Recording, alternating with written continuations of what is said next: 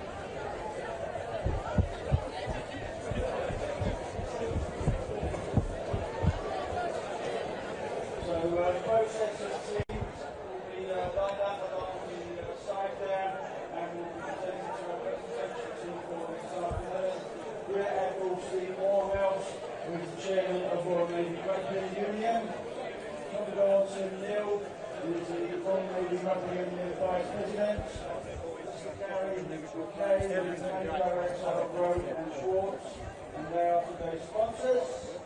Air Marshal Sir Jerry Mayhew, who is the President of the Royal Air Force Rugby Union, and Air Marshal Paul Godfrey, who is the Chairman of the Royal Air Force Rugby Union.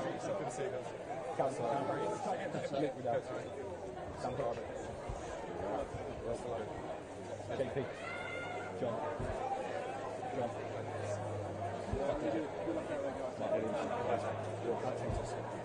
James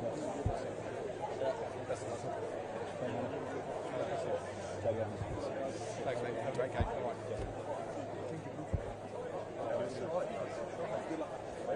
Good afternoon, how are you?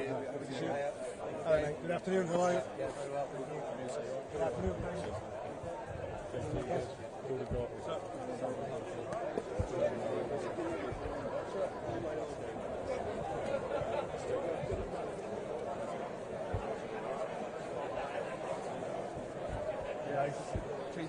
Buzz cut. Straight up.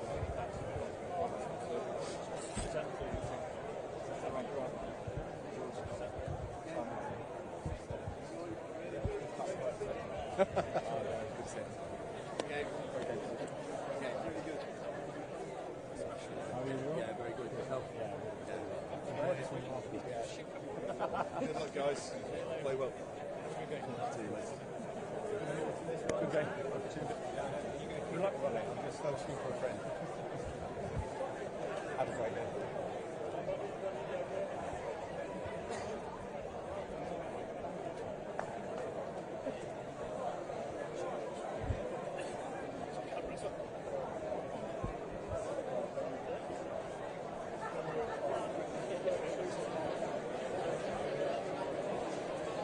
Ladies and gentlemen, for those who are able, the Marshals be upstanding for the National Anthem.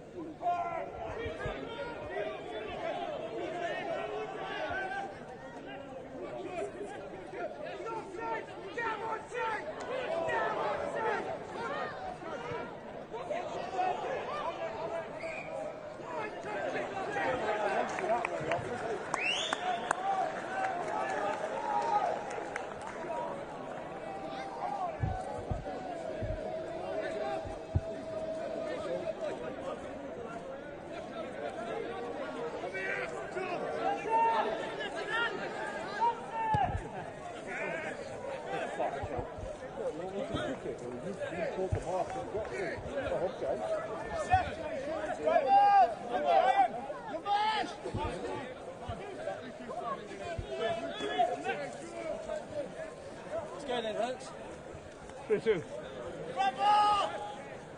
Touch! 2! Yes!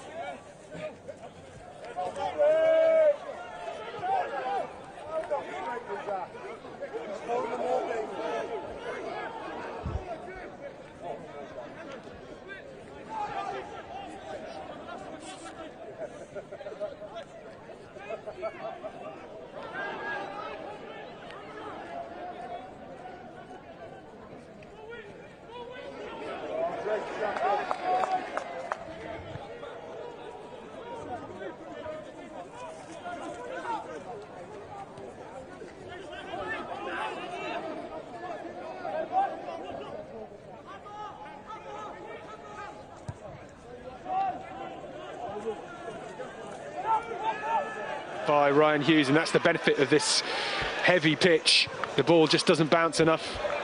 Well, thanks very much indeed. We've had a few technical issues. I think the rain got into our cables somewhere, but we're now back live with our commentary as well, with Scott and Mel, and hopefully you've been watching the pictures. Of course, there's no score so far in this exciting inter-services battle. Already both teams having a good chance. Scott, Mel, over to you.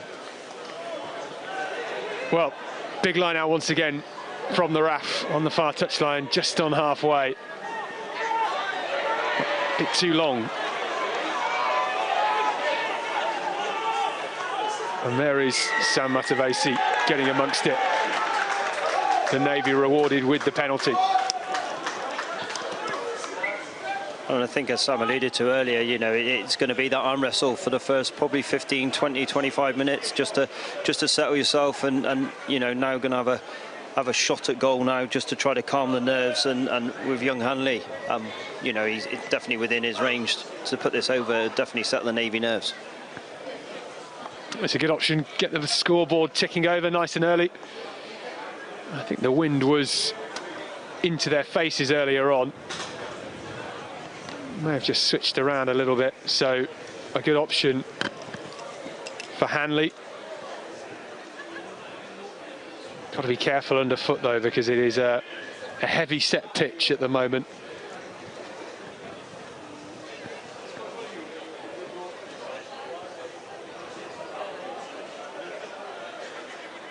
Chance for the Royal Navy to get first blood in this opening Inter-Services Championship match of 2023.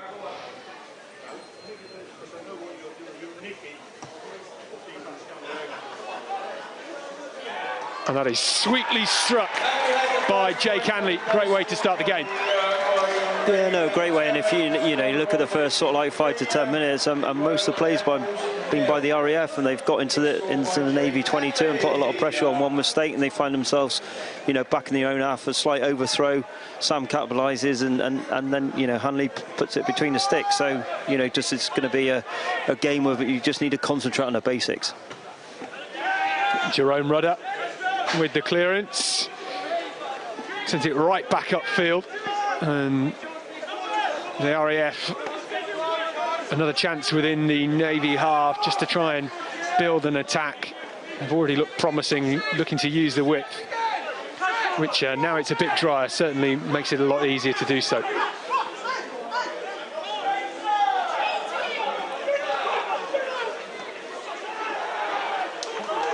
Crunching run into the middle from Howard, former Ospreys player.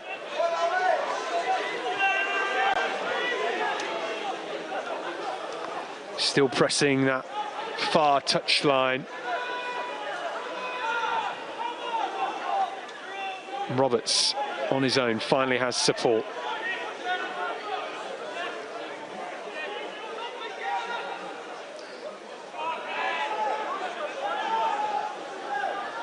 Change of direction, and Parkin gets wrapped up.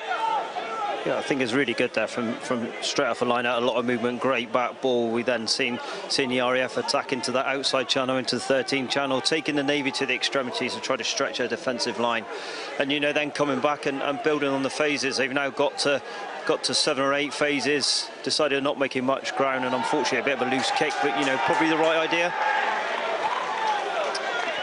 They've looked energetic and promising, like they have a strong game plan at the moment, the RAF, don't they? They do, you know, and you look at them, there's numerous people that are getting off the floor, you know, majority of the forwards, but getting off the floor, and the big lads getting around the corner and wanting to carry, and you know, that's really promising, because if they can keep that for 80 minutes, it's going to be really difficult to defend against. Loose ball off the line out from the Navy, so shunted back down the throat of Mark Williams, and has an up and under of his own. Challenge in the air. Well, penalty to the Navy. That was unfortunate, and, you know, great up and under, great retreat, and you know, great competition. Just unfortunate his teammates didn't fully understand the laws, and they've got to make an effort to retreat back outside of that 10. Hanley sends this one long. Be interesting to see just how the Navy build into this game. 8 minutes played here in this inter-services game. 3-0 to the Navy. If you're just joining us live on Forces News Facebook and our YouTube channel. Brendan Byrne would like to thank the French for lending us the pitch today. And Karen James says, go RAF. Rebecca Williams says, come on RAF. And Brenda Ellis says, good luck to the RAF. Keep those messages coming in from wherever you are watching around the Forces world today, and indeed for the wider world too. Great pace on the ball here from the Navy as Duncan tries to grub her through. You know, I think you'll find, definitely those last few phases then, you look at the strength of the Navy back row then. You first had Sam carrying off the top of the line out the end, and then had Jared carrying around the corner on the second phase. That's where the strength of the Navy lies, within their back row. Especially this afternoon, they've got a really experienced back row that are going to be everywhere and have a massive influence on this game. And once again, Hanley points for the sticks. It's a good option, isn't it? So underrated. Just keep the scoreboard ticking over so early on in the game. We're inside 10 minutes still, and it's a promising route for the Royal Navy.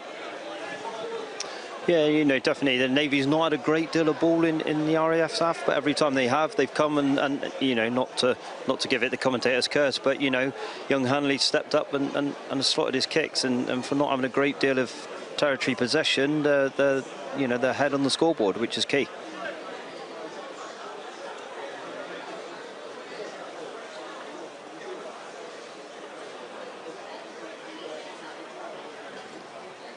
Well, Hanley looking to get his second penalty of the game and makes absolutely no mistake. It's the Royal Navy 6, the Royal Air Force 0. 10 minutes in at Brickfields here in Plymouth. Well, after a bright start to the morning and then a very heavy, rainy early afternoon, it looks pretty tasty. I just hope after the first sort of like 10 minutes that the RAF, continue to play the way that they've been playing and just try to limit those last little crucial errors that are being made that relieves the pressure on the Navy. And if they can do that and just keep the concentration in the key strike zone, then they're going to come away with some points, and it's going to be a really entertaining game. The sun's shining here now, as I'm sure it is in Bahrain. Good afternoon to Daniela Helena Griffiths, supporting the RAF from over there in Bahrain this afternoon. And keep those messages coming in. We'd love to hear from you on our Forces News Facebook page and on YouTube. Superb line-out ball straight off the top and to the back, and in these muddy conditions, that's an excellent throw.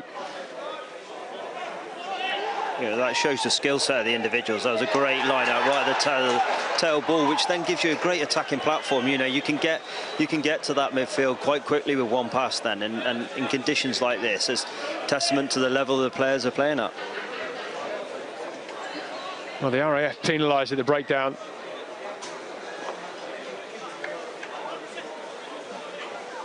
And we have a physio treatment. Maybe a chance for the players to get some water on 10 minutes in. And these are the days that these guys live for, right? Coming out here in the Inter-Services Championships. Yeah, if you look at services rugby as a whole, the amount of individuals, although it is shrinking, but the amount of individuals that are in the services, all three services nowadays, and to be those pick of the crop of elite rugby players to perform and put your individual service shirt on is an absolute honour and a privilege. And like you said, it's for days like today's where you then work late and go away on tours in the off season to then enjoy these occasions, and it's great occasions. I think we mentioned right at the top, actually, Mal, about so many newcomers coming into the Royal Navy team. Jake Hanley, of course, who's already made his mark on this game so far with a couple of penalties. He's one of the 7 or 8 newcomers making their debut to their inter-services level. And Jake is out of Hartbury College at the moment, but he is based at HMS Collingwood, is his normal place of abode, but Hartbury College for him him at the moment. A couple of messages coming through. Shout out to Little Hutch, watching from New Mexico. I don't think we've had a viewer in New Mexico before, which is fantastic. Good afternoon to you, Charlotte Ramscar, over there. And I think that's the furthest I think we've had so far. Maybe we've got someone in the Falklands who's watching this today. We've had Australia already today. We've had the USA. We've had all parts of the United Kingdom. So if you're the furthest away today, then we'd love to hear from you. Obviously a bit of treatment going on at the moment. And isn't it ironic? The sun is now shining. I feel sorry for the women players, because they played the entire match in driving rain. Well, I think the guys down there are still going to get covered in mud. Looking at some of these shirts, 10 minutes in, we can barely pick out the numbers already.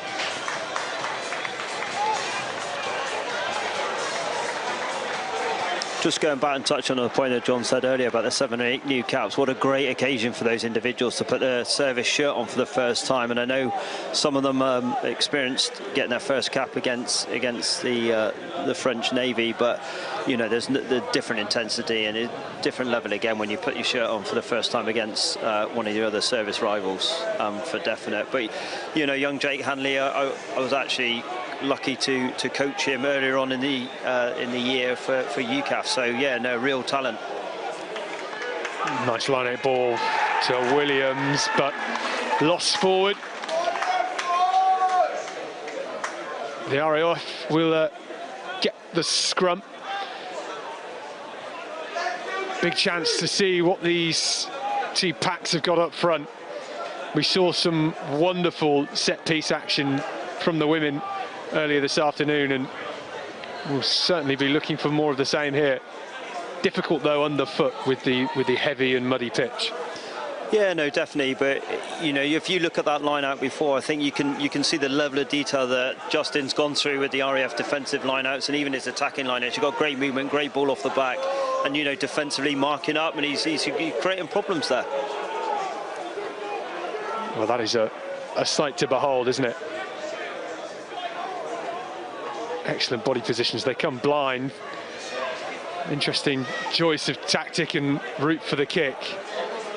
Off the back now, Duncan gets the offload off the deck, and huge tackle coming in. This may fall nicely for the Navy.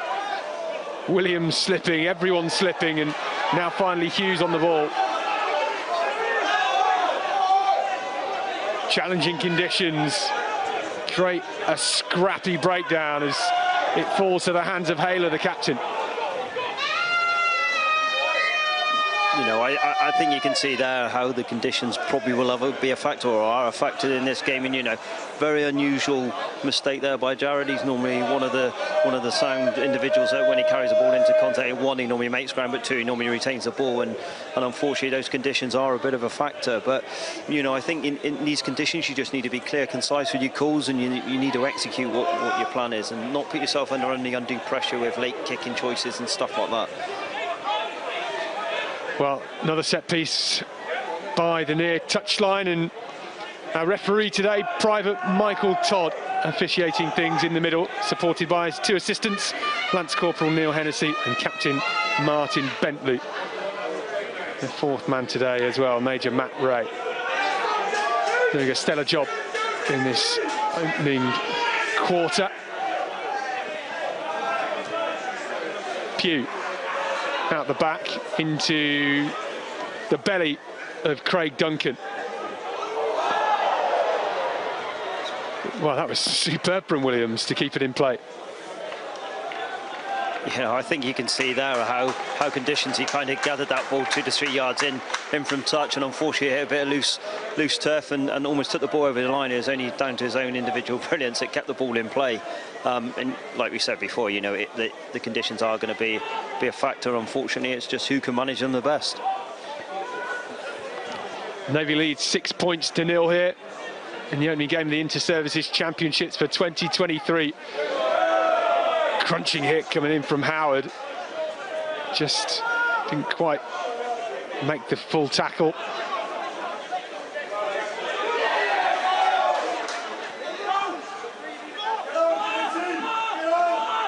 Navy out the back to Hanley. Yeah, that's a great choice by the Navy. They had a line out on the 10-metre, the halfway line.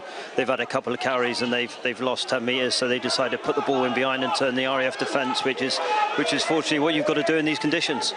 Well, difficult to run in these conditions, but too good. Having a go and still going. They have numbers to the far touchline, the Navy, if they can just look up and get it away quickly. Matavesi steps in at scrum half and now through Hughes. You know, that was a great defensive read there by Howard again, and another great low tackle. Got the man to deck straight away. Beautiful line. Matavesi with the deft hands once more. Bit flat, but Watson trucks it up.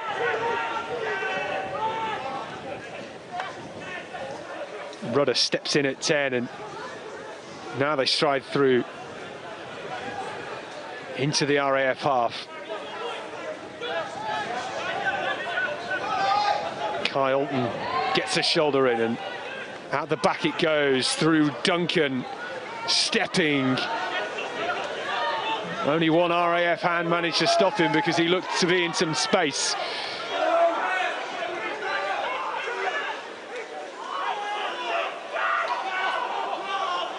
The Navy building up the phases and now go into the pocket.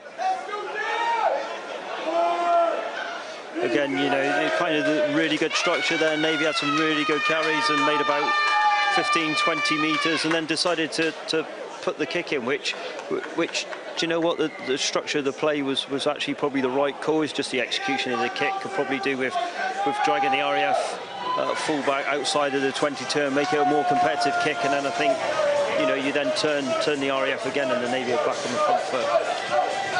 Let's keep up the good work in terms of where people are watching us today. Just had a mention now to Martin Watson, come on the Royal Navy from JFC Naples, Rugby Lions. Richie Taylor, come on the RAF from Patong in Thailand. And we've also got the Deland Iri go on RAF from Dhahran in Saudi Arabia. So we are spreading this around the world today, which is fantastic. And also say a very good morning to the USA as well from Andrew Sharp as well. So hi there, Andrew. Good morning to you over there in the US of A. He says, I'm enlisting in the US Navy after I finished my education, and I really like watching the sports. From Canberra, Australia, Kenny Everett. Okay, hi Kenny. And Toby Mann, haha, how to do, okay. Wherever you're calling from, wherever you are, you're more than welcome to be joining us live on Forces News Facebook and our YouTube page. Just over halfway through this first half, the Navy have a 6-0 lead at the moment. Well, good position for the Navy with the line out just inside the RAF half. It's big overthrow, and Matavesi picks up with two huge fens and makes 10 metres. Now Alton once again. I think if you see, you know, the impact that Sam had there with two fens, he just narrows up that RAF defence, which then creates the opportunity in the slightly wider channels. The only difficulty is with today is that speed of ball from the breakdown in these conditions. Yeah, the scrum halves just need that extra split second to get their hands on it before they release. Yeah, and that's key, and you know, it's slightly greasy, and if it's that second or two quicker, it means that the defensive lineup is narrower, which means then you've got that attacking edge on outside the 13 channel. Pascoe takes it in.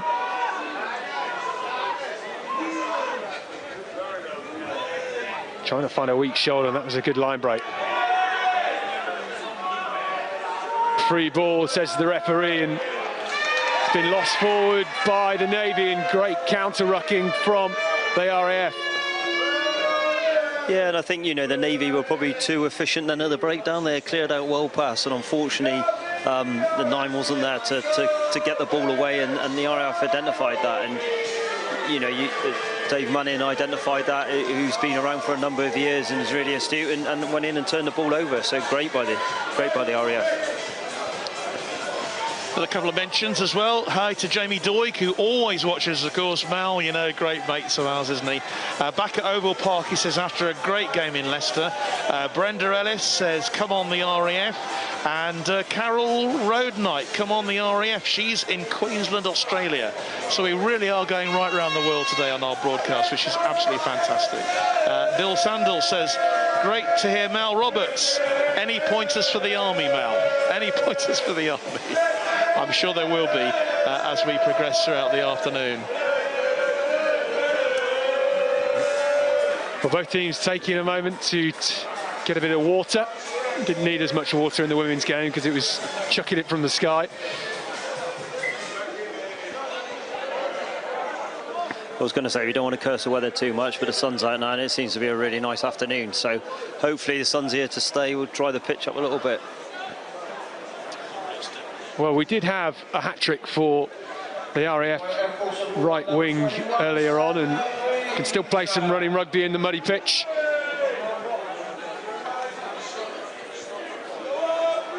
We saw a fantastic scrum in the opening exchange, looking to see what both front rows have got once again.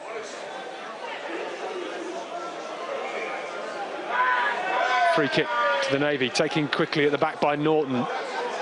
Norton, part of the Leicester Tigers Academy and Hinckley player as well. Box kick from Parkin. I was going to say, I think the Navy's got a free ball there. I think that was advantage for an infringement.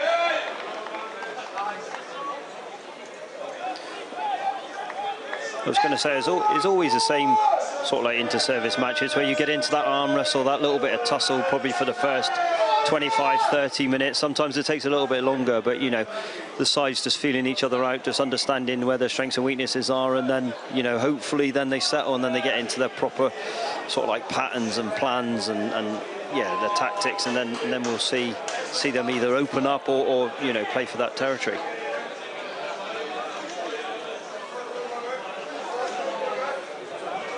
Well, we've seen both sets of backs, the fly halves particularly, creating a lot for both teams already. And the set piece will certainly play a big part in that as the game starts to weave its way in and out. Yeah, and you know, that's when runners like, you know, Jared and Sam and all the rest of the boys will, when they pick those straight lines, that's when you're going to make your line breaks today. It's definitely not a day for stepping and you know, those jinky runs, because unfortunately it's loose underfoot. Well, an extraordinary scrum from the Royal Navy. We said it was going to be a big difference maker in this game, and after the first couple being close contest, there was no doubt about that. Yeah, I think the ref signalled there for, I think it might have been the RAF tight head standing up. You know, clearly felt under a little bit of pressure, and his only way was to stand up. So, you know, the Navy now putting that deep into the RAF 22. Yeah, well, now they have that 6-point advantage. They can afford to be a bit more adventurous, can't they, with those sort of things. A few more messages. Must say good afternoon to Owen Salmon, who is watching in Portsmouth today. Owen, must get in touch, hoping that you might be able to join us in Gloucester in a couple of weeks' time, but we'll talk to you about that, Owen. Great to have you joining us along today. And hi to Ross in Sika, Alberta, Canada, from Andy and Airdrie. Come on, the Navy. And Daniela Helena Griffith says 100 years since the first RAF inter-services win. Come on, the RAF. Good stat there. Thanks for that, Daniela. And Dusty Miller is watching as well. The Navy applying on the pressure, and now another big carry, this time through Vakalutukali. Williams charging. The RAF resolute in defence for now, but the Navy have the numbers if Tugud can release the ball quickly. Still putting the pressure on the RAF line. All power, just short once again. Recycled ball, where's it going to go? To the left. The Navy have the advantage. And in comes the penalty now. Well, I wonder whether they'll go for another penalty or fancy the scrum after that last one? I'll be honest, for me personally, I would go for the scrum. I would tie their 8 forwards in and allow someone to have a one-on-one on the outside. Well, they fancy the quick tap. The RAF hot off the line. Matavesi charging. Matavesi rolling. Has he got there? Held up. A sublime piece of defence from the RAF. Well, Mal, you said they should have gone for the scrum. They didn't. They took the penalty and they had 15 bodies across the line, which made it so easy to defend. Yeah, and I think sometimes you can be too clever for your own good. I think, especially in conditions like this, you just need to keep it simple. And you know, for me personally, I would have gone for the scrum. But if you are going to go for the tap, just tap and go straight and just recycle ball, build the phases. You know, create frustration within the RAF defence, and then errors will appear. Well, from the goal line dropout, Duncan has a mazy run, and it's still with the Navy now. This time, Haylor, the captain. Hanley out the back, and Hughes takes a battering into touch. Yeah, I think that was Toby Mann. That was another great read defensively, and you know, Toby wrapped him up, ball and everything, and drove him into touch. Really good shape then for the RAF defence. No one jumped at the defensive line and bit in and created sort of like defensive opportunity or attacking opportunities for the Navy. So that was a really good defensive set by the RAF then. This game is just starting to raise the tempo a bit, isn't it? You can feel the heat coming off the pitch now.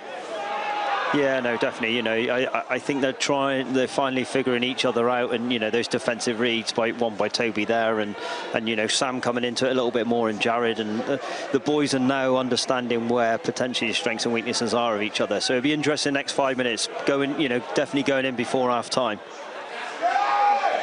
Excellent catch and excellent chase as well from the RAF. Matavesi out the back door and now into space with Rudder, and Rudder steps inside, slinking his way through. Good defence from Lamont. Oh, it's hacked on by Manning. Don't see him put boot to ball very often, and great chase back from Glidden, and Glidden in some space on almost the only clean bit of track we've got on this pitch.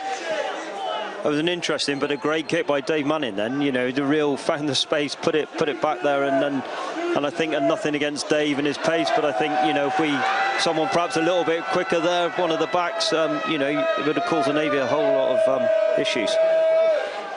Well, the Navy taking too much time in the breakdown, and the RAF have pounced on the ball. Skimmed pass, big fend, and half a break from Riddell. Yeah, that was a great fend. Then just unfortunately lost his feet. If you know, kept his feet there, I think there's definitely in behind. You know, there's covered defensively, but once you make those inroads and you get in behind the defensive line, it's really hard to regroup. Well, what an entertaining first 30 minutes here at Brickfields in Plymouth. And Craig Duncan looks to be lining this up to kick for touch.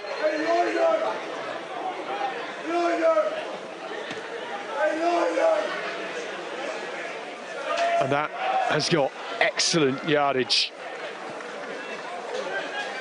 The Navy will have a line out just outside the RAF 22.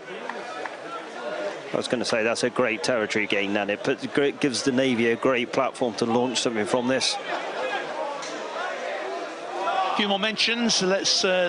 What's the temperature, please? Says Kenny Everett. I don't know actually, Kenny, but it's quite mild out there actually. To be 11, 12 degrees, something like that.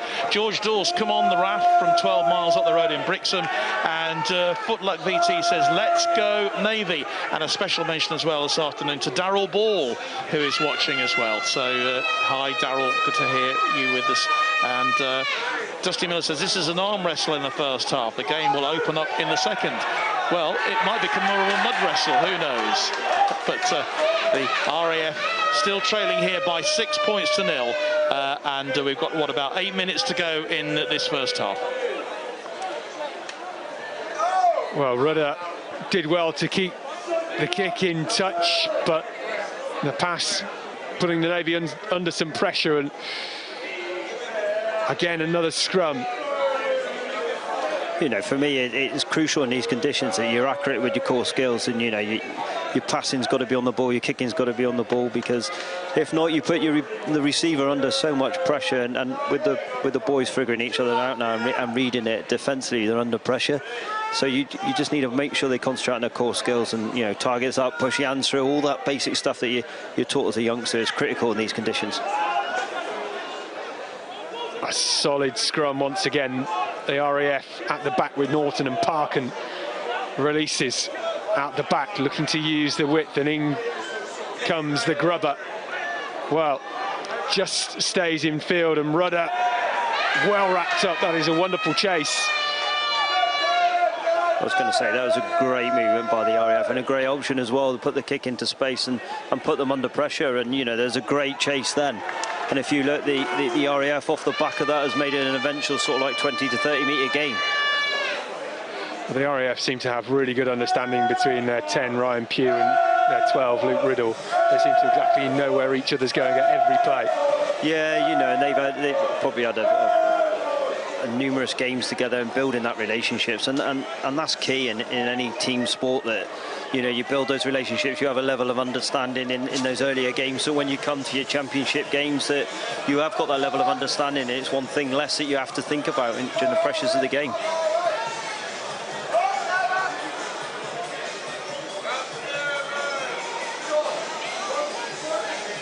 Well, just waiting again for another physio treatment, checking a shoulder or neck. I'm not quite sure what it may be, but it's lovely to be doused in sunshine. I think the sunshine is misleading. The players want to put those big looping passes in, but realistically the ground is so sodden and the ball is like a bar of soap. It's not exactly how you can play the game. No, definitely, and like I said, you know, it's when the line breaks are going to be made by someone in it hitting a hard straight line and going through. You know, it's not going to be those jinky runs, I don't think, because underfoot is so loose that, you know, we've seen the RAF earlier on, the 12 made a break and lost his footing, unfortunately. Good break from Vakalutu Kali, the Navy number 8, once again causing havoc, and in comes the box kick. Straight down the throat, but well taken, and Williams now in some space. Looks for touch and finds the space perfectly. You know, that's key to today. You know, the Navy then turned the RAF, put them under pressure, put them back on their own 10-metre line. But, you know, the conditions would say that you probably shouldn't try to play too much rugby in your own half, and it's a perfect response. It's a great kick. Well, I think if the pitch wasn't so heavy today, which just softens the bounce of the ball, we might have seen a nice 50-22 roll out there, which would have been ideal. Vakalutu Kali. And the RAF combative at the breakdown once again, and here comes Williams trying to find his way through. Well, the ball is loose, it's been lost forward, and the RAF will get the scrum. You know, I think the RAF are competing really well up front, and they've identified that, you know, let's compete at the breakdown, because it's not the cleanest of balls, it's not the best of conditions underhand, underfoot and in hand. So let's put a little bit of pressure on the 9 at the base, and you know, they've come up a couple of times now with some really good turnovers. But I also think as well, you know, both sides don't try to be too intricate in these conditions. Don't look for the little offloads. Just take the contact and build the phases. Patience is key, and the RAF have been patient throughout this first half, but it is the Navy that lead with those 2 penalties from Jake Hanley. And there comes the big Navy scrum once again. Yeah, that was a really good even contest then. You know, no one had parity on that one, and it just shows the level that both packs are kind of operating at. You know, really good contest. A few more mentions tuning in from the Netherlands. Come on, the Air Force, says Kev Skinner, and enjoying the co-commentary from an excellent Army rugby legend. Well, you've got loads of fans out there.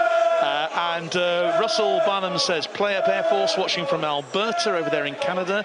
Alan Williams says, go Navy, from parents of Reese Williams, number 2. And we've also got viewers in the Falklands as well. So thanks very much for getting in touch from Kenny Everett. No, actually from Dave Simpson. Well, the RAF have come blind through Norton, and he has pace and power in abundance. Had the support from Parkin and the quick ball away to Howard. Howard digs deep, and this time it's Taylor.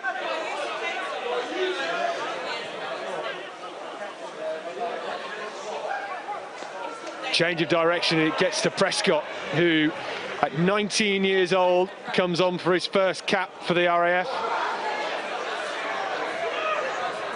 The Navy with the turnover, and away they go. Williams popping up in the 5-metre channel, wearing number 5 on his back. You know, I alluded to earlier, not getting too intricate and not getting too expansive. You know, if the RAF have visited now the Navy 22 on 3 or 4 occasions, and every time have kind of coughed the ball up and tried to play a little bit too wide, a little bit expanse. Well, here come the Navy. What an offload off the deck to Rudder. Another beautiful offload, Matavesi. This is magical. Pascoe has support from Hughes into the 22. A bollocking run from Hayler. The loose ball getting stuck in the mud, and Hanley looks up to the sky and kicks for the corner. Oh, it's been stolen and collected, and oh my word, the Navy! How about that? Majestic stuff. Hanley with the crossfield kick of his life, straight down the throat of Craig Duncan, who scores with aplomb. Beautiful work and a beautiful first try of the game. That was a great identification of space there by Hanley. You know, it was a line break that then the RAF defence all chased across and probably overtraced to a certain degree and got really narrow defensively, and Hanley, when the ball come back, identified that and put a great kick in. And you know, it's really difficult to stand still and collect that kick in your 22 when you've got on-rushing attacking players coming on at pace that can then use their momentum to almost pickpocket you and go in and score. Yeah, great try. Well, we said that perhaps this wasn't the day for the deft hands and the offloads and stuff like that, but we were proven completely wrong, because there was some beautiful work from Vakalutu Kali and Rudder, and then Pascoe as well. Yeah, no, really good. But you know, and also on that, they were all running straight and hard, so it was those certain passes where you almost eyeball your teammate on days like today, so you definitely know that they're getting the ball, and you know, if they go hard and go forward and retain ball, then they're going to create that momentum. And like I said, you know, narrowed up the RAF defence, and then Hanley identified that and put the ball into the perfect space. Wow, that was an amazing try. A fantastic period of play for the Navy there with those offloads that you were talking about as well. They really have just sort of increased this lead to 13 points to 0 as we approach half-time. And loads of messages coming through. I'll try and get through all of those. Sandra Bygrave watching from South Wales, meant to be there, but her car broke down. So come on, Craig Duncan. So actually, Craig Duncan, he's just obliged, doesn't he, with that brilliant try. Jimmy Rowlands is watching. And come on, Air Force, smash them, Dave Manning, says Stuart Parker. Andy Byrne, hi to you, Andy. And Sandra Bygrave, proud moment what came on watching Duncan as well. So all these messages coming through, keep them coming. We'll try and read them out. Good marshalling from Parkin there, just getting the attacking line back behind the ball, because he didn't really have many options. And I think that's key. You know, you just need a steady hand, and you know, from my perspective, looking at the RAF, there's not a great deal going wrong. It's just some of the opportunities that are presented the Navy, they've taken every single one that's presented itself to them. So I just think it's more of the same from the RAF, and get back into it and just retain that ball. And when you get to the key areas in the attacking zone, just retain it and just build those phases. Too good to Hanley, who is well wrapped up by Manning. Penalty to the RAF. Well, they will surely kick this into the corner. Yeah, no, I think just before half-time, I think you've got to look to get it around about the 22. I know it's a big kick into the wind with the conditions, but you know, anywhere near that will be a great attacking line out. Yeah, firstly, you probably got to make touch. That's criminal. Just seemed to slip off his foot, didn't it? Muddy ball, muddy boots, not easy. And now defence into attack for the Navy, out wide with Pascoe now. Rudder fronts up into Norton. Not the sort of man you want to run straight into.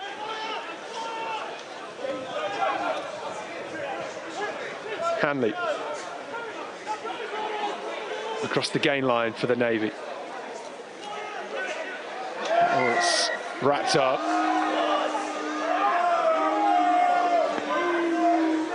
We're going to have the penalty to the Navy, not rolling away at the breakdown.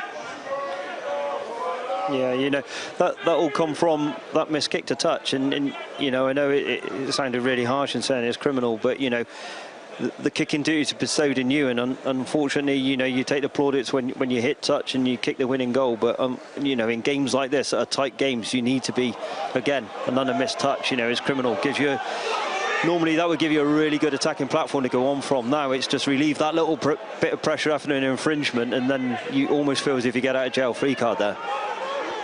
There's great pace on the ball with the kick return, and they have the penalty advantage. The RAF taken round the fringes, grubbered through by Parkin, but they have the advantage, so they will take the penalty. And this is a much easier position to kick to touch from. Yeah, no, definitely, and hopefully kind of learnt from last time, even if you just need to take a little bit off it and just get it into touch, you know, a 10-15 metre kick just to build that pressure. Good line out off the top that, you know, knock someone up the midfield and then go around the corner and just try to get the momentum back into your team. And you know, I think it's crucial now for the RAF that they get a score before half-time, whether it's 3 points, whether it's a try, but they just need to go in at half-time with that little bit of confidence of having something on the scoreboard. Well, it's been a great contest, hasn't it? Two teams very solid up front and with silky backs as well, good handling, and considering these conditions, it has been a end-to-end game almost. And I think the RAF would perhaps go in at half-time, as you say. If it is 13-0 as it stands, they might be a bit disappointed not to have points on the board.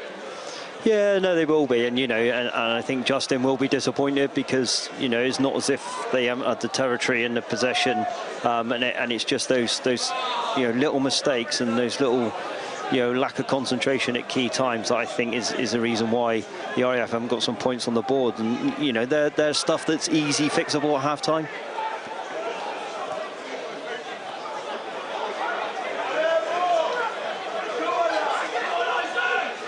Captain Norton on the charge, quick ball and change of direction, looping round from Parkin. Oh, it was looking so good.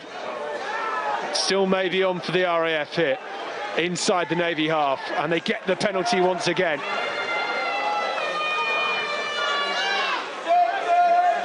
You know, I go back to one of my points earlier on in commentary that your key core skills are crucial in games like today, especially with the conditions being slightly loose underfoot and a little bit slippery in hand. That, you know, that ball then was behind the player running onto it, and he just had to check his run, and then obviously couldn't adjust in time, and the ball kind of went to deck. If that ball's out in front, they then keep that momentum, they carry the ball forward, you know, they get the next pod around the corner and they carry, and they build momentum and frustrate the Navy defensively, potentially infringe penalty, and we get some points. But yeah, all those stuff they're easy achievable at half-time. They're quick win fixes. It's just that slight adjustment. Give yourself an extra couple of yards in attack.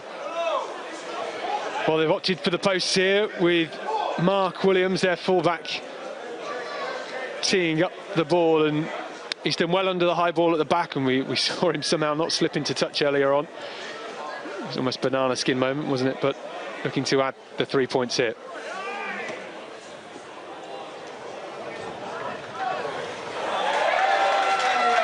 I was going to say, that's a great kick into the wind, that, you know, I don't think we can really appreciate the weather conditions in the stand, but, you know, that was a great kick. So, 13-3 the score at half-time here, and I wonder how crucial that Williams penalty there at the end might be. Certainly the RAF just coming into it so much more towards the end of that first half there, and they deserve something for their efforts in that first half, there's no doubt about that. But the Navy looking very good at the moment with that brilliant try from Hanley and Craig Duncan as well. Mal Roberts is going to head down to the touchline to do a bit of a chat down there, sort of pitch side. It just gives us a chance just to sort of get ourselves together. And I can just maybe mention a few more people who've been joining us throughout the first half in wherever you are around the world. Lucia Tadara Manning, come on Dave Manning, that's from his daughter Adriana. Charlotte Ramscar, Michael Hutchinson, Petite, and Michael Hutchinson also, hi there, Andy Byrne, bonjour. Dane Smallburn, please shout out to Cowboy, former Navy fly half, inter-service winner and all-round legend. Is that self-proclaimed there, Dane? But nice to hear from you. And a few more bits and pieces as well. Not a bad first half. Hats off to all the players playing in those conditions, says George Dawes.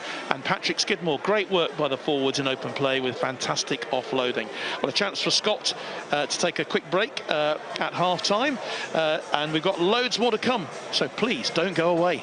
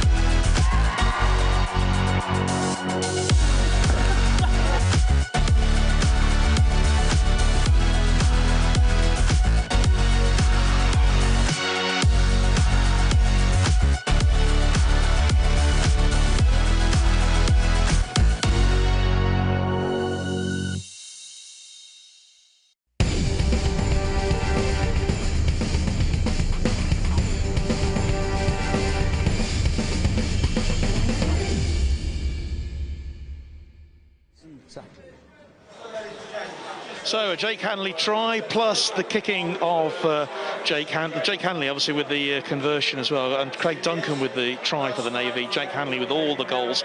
Williams with a reply for the RAF. 13-3 at half-time. Let's go down pitch side now and join Julian Evans.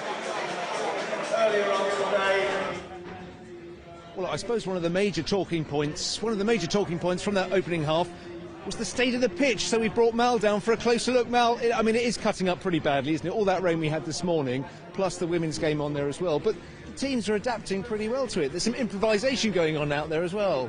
Yeah, no, definitely, you know, and I think it's really entertaining first half of rugby, and there's been some basic errors, but I think a lot of those, because the quality of players that are out there for both sides at the minute, shouldn't and don't normally make those basic errors. So I don't think we can appreciate the sort of like the pressures that they're under, the conditions that they're playing in. From the stand it looks like it's almost perfect with a little bit of mud, but when you get down the pitch side it's a little bit different. So the Royal Navy got themselves on the board with those two penalties, then the try of course, but the Air Force have given themselves some hope with that late penalty.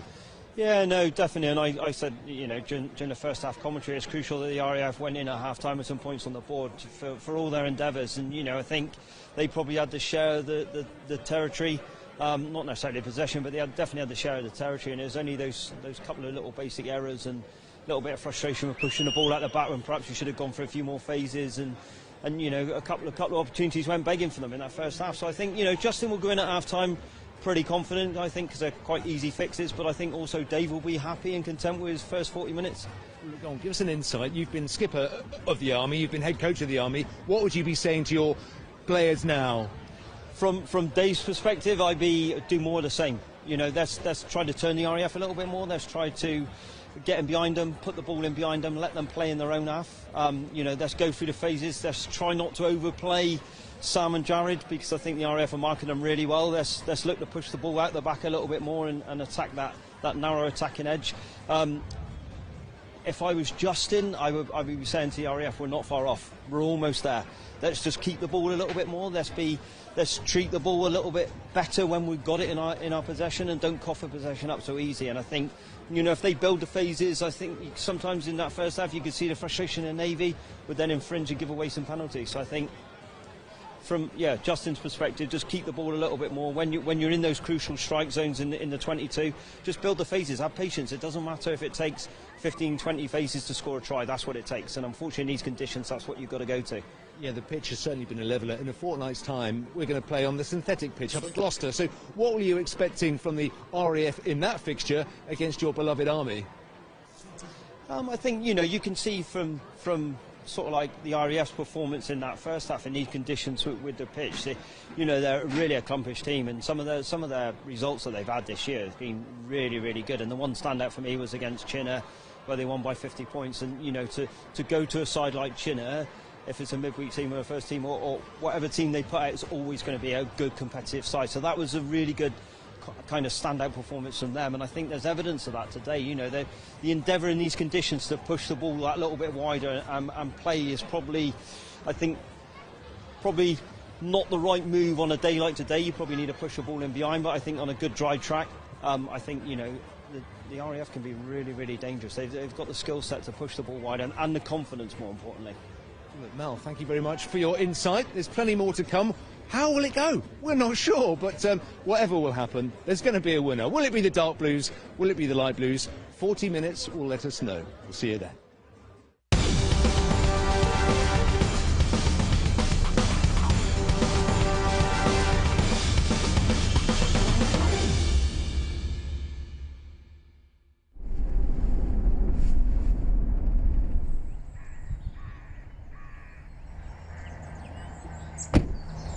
Are we lost? No, I know where we're going.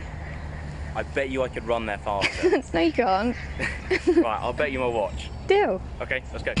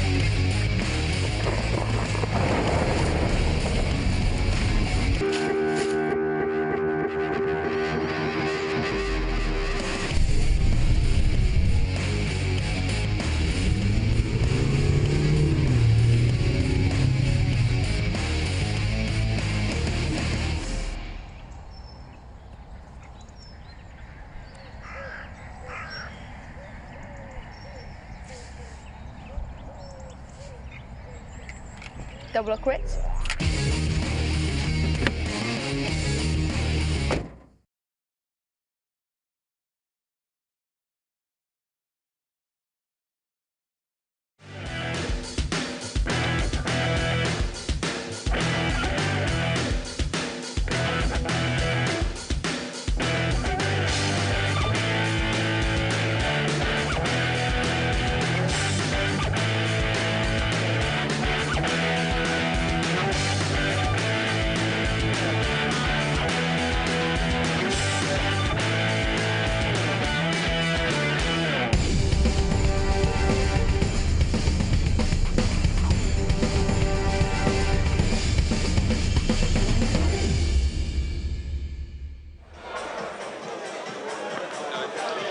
And don't forget, we're going to have all that live coverage of the inter-services football coming up on Wednesday for you.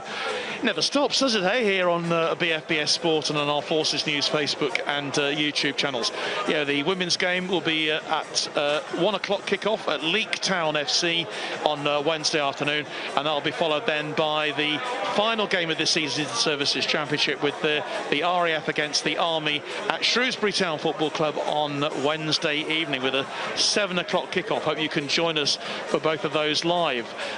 And it's, well, it's just really exciting stuff, isn't it, to have all this brilliant Forces sport coming our way. Must give a few more mentions. People who have been tuning in. Hi to Ross Tonovsky, he's watching.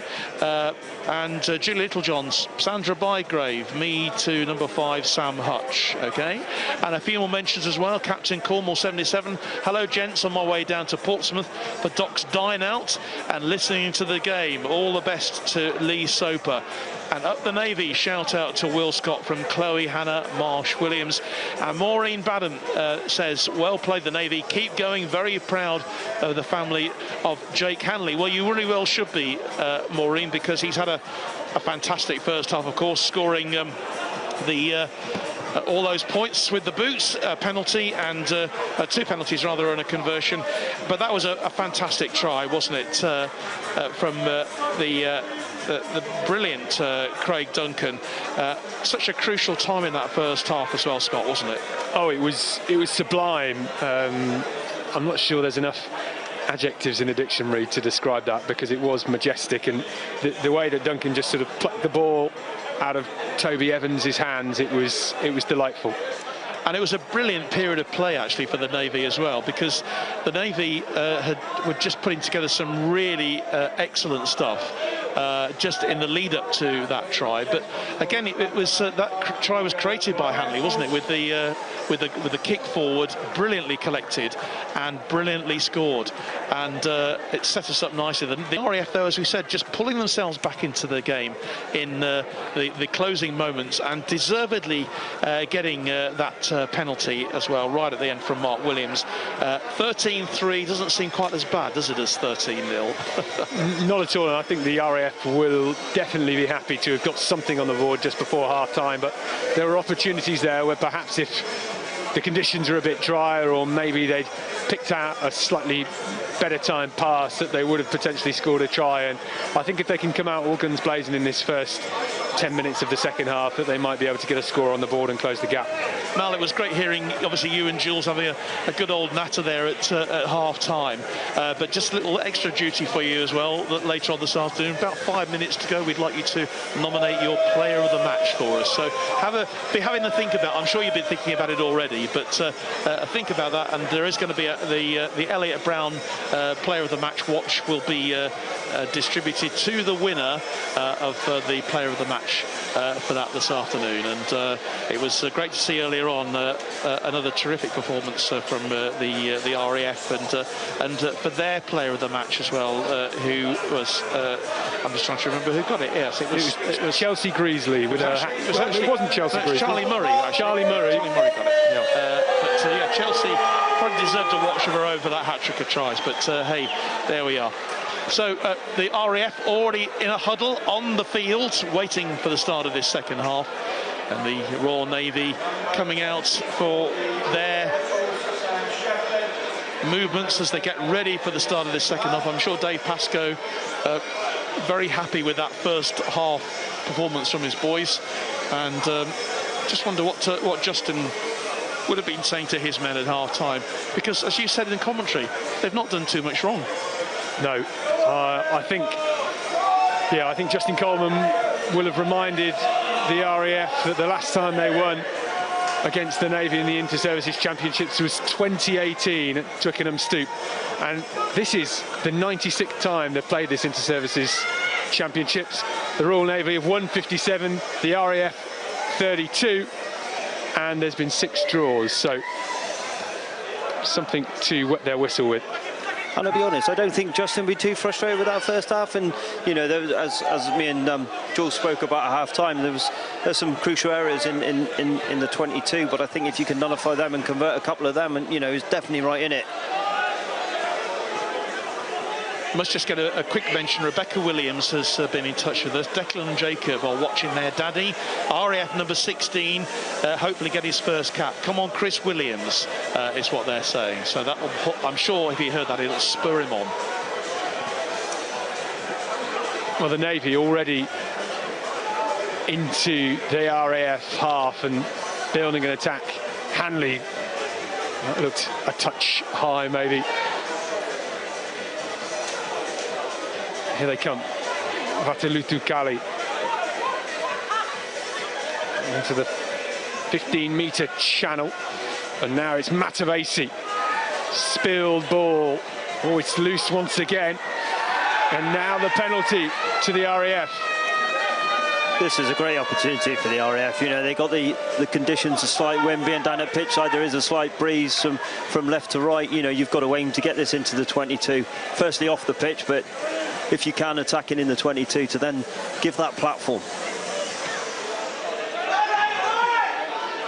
Good nudge, might have wanted a few extra metres, but it's about 30 metres out from the touchline. I was going to say, it's safe, it's in touch, it gives them a really good platform, and you know, not again to give a commentator's curse, but the set piece, especially our line out, has been really, really good. Give them that solid platform off the top of the line out, knock into midfield, and then play what they see in front of them. Well, it's James Roberts with the ball at the line out. Fortunately has a towel, which the women didn't have earlier on. I think he probably needs a jet wash to clean the ball off.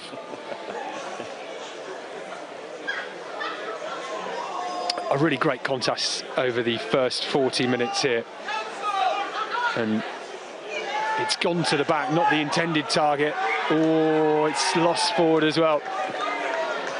You know, and we spoke about it and spoke about, you know, what Justin would say, and that would be a frustration of his, because his line-out has been one of the probably standout things for the first 40 minutes, and, you know, that slight overthrow then, and that will build frustration, because that could have been great for them as a starter for the second 40. Well, momentum is a funny thing in rugby, and it's a bit of a buzzword as well, but as you say, those little knock-ons, those unenforced errors really just kill your momentum, especially when you're trying to chase the game. Yeah, no, definitely, and you know, psychologically you try to move on from it, but sometimes in accumulation of those individual errors can mentally affect you if you don't park them and move on to your next job. Again, a great contest at the scrum. Vatelutukali does well to collect it, and maybe a chance here for the RAF, who have stolen. That was a great turnover again. You know, that evidence that competing at the breakdown, the RAF are very good and very strong at counter-rucking. Now into the Navy 22. Good position for them to be on the field. Manning doing really well to hold on to that. Yeah, you know, and this is when the RAF doesn't want to get too loose and get frustrated with not making massive gains. They just need to retain the ball, build through the phases, and frustrate the Navy defensively.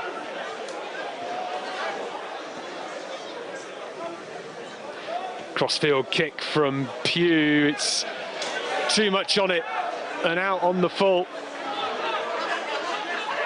Well, it was a good option, but too much weight in the end. Yeah, and you know, we go back to my original point. I think, you know, don't become frustrated, especially when you're down in terms of territory and you've got possession. Just build the phases, frustrate your opposition from a defensive perspective, and you know, you don't have to move the ball massively in attack. Just build those phases, you know, inch by inch, and it's cliche stuff, but you frustrate sides when you just carry around the corner and you make them work hard defensively.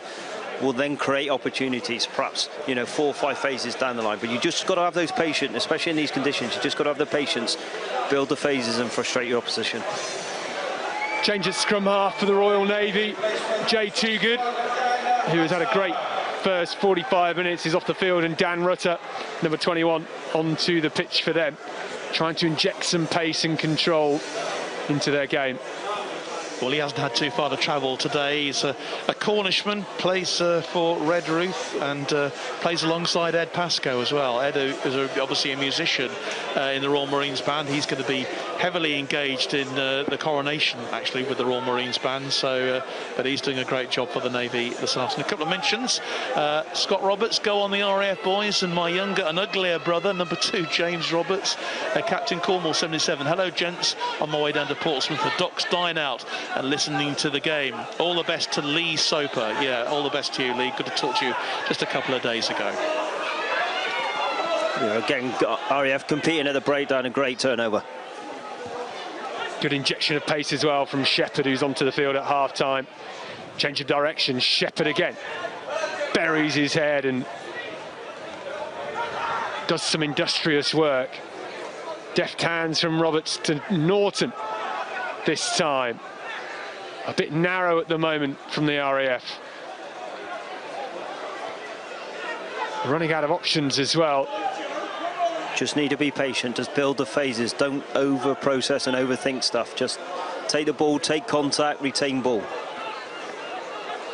Nowhere to go for Pugh, and has to pull a potluck card. Norton again with a solid carry. Taylor opts to hold on to it.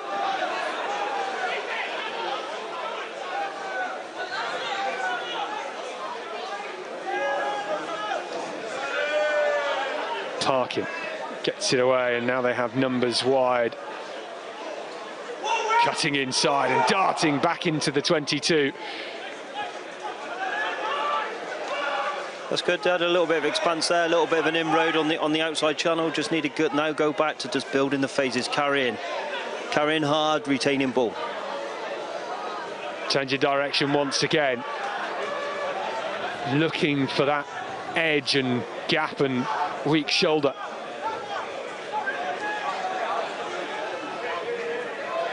Just need to be careful that they're organised and they don't go on single runs like that, because what the Navy are very good at is with their active back row is getting over the top and turning the ball over. Well, Riddell cut inside. He had a couple of numbers over.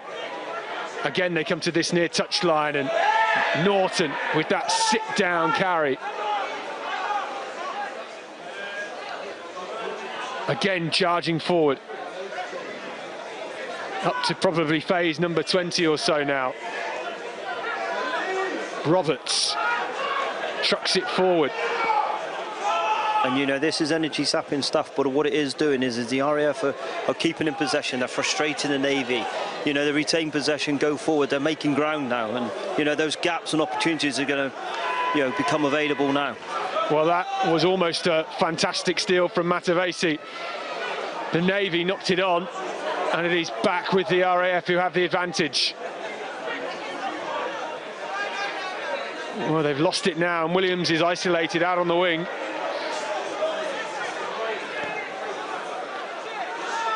The RAF industrious at the moment.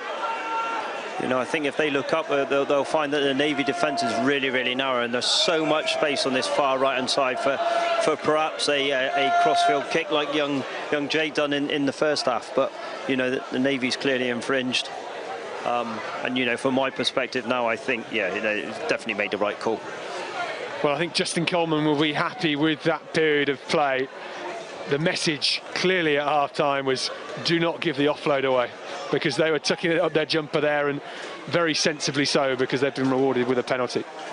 That's got to be commendable. They were, as you alluded to then, they were 20+ phases of retaining ball, not necessarily making great territory gains and sometimes losing that little bit of territory, but what they did do was retain the ball, and eventually, as I alluded to, eventually the Navy were infringed, because it's a law of average. If you're defending for a long period of time, you do lack concentration at times, and they've infringed, and hopefully will now leave with 3 points.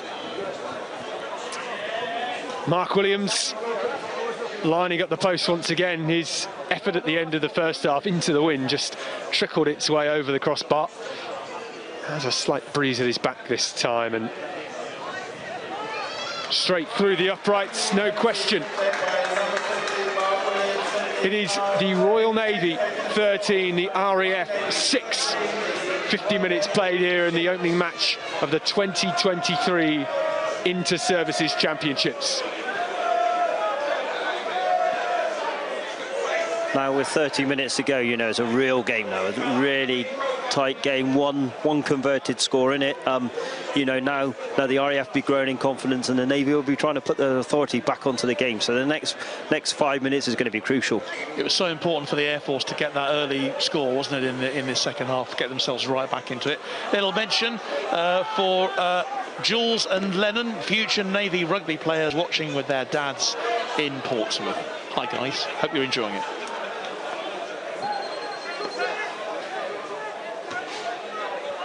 The RAF into the pocket, and Pugh puts it into some space. That is a lovely high up and under if the Navy can chase, and Mark Williams plucks that out the sky with ease.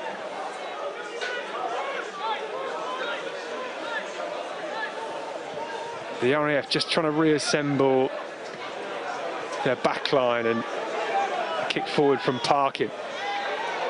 You know, that was a great option then, great chase.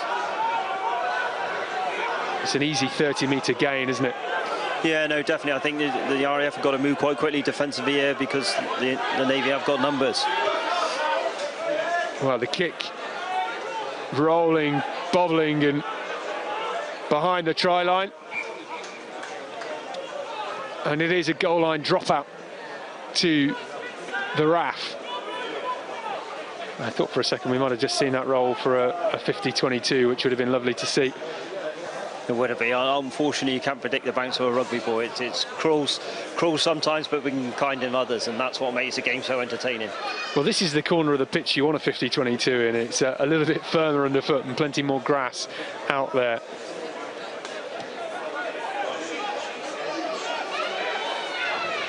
What's your thoughts, Mal, on the goal line dropout since its introduction? I don't know, it's interesting, you know. I can see why it was introduced. It gives the owners back then on the attacking side. They get the ball back again, so I do see it as a good introduction.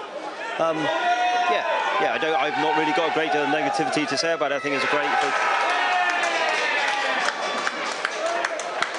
And superb turnover at the breakdown from Sam Shepherd, who has been enigmatic since his introduction at half-time. You know, before the game we was talking about the Navy back row, and you know they've had a great game, but I think a majority of the turnovers have come from the RAF. So seriously, they've clearly got the bit between their teeth. Justin's done his homework and you know is attacking that breakdown, because it's great having forwards that are great at carrying and want to carry and are hungry to carry, but you've got to do your primary role and look after that ball into contact as well. Some more fresh shirts onto the field, including the RAF's very own Chris Williams on for his debut today.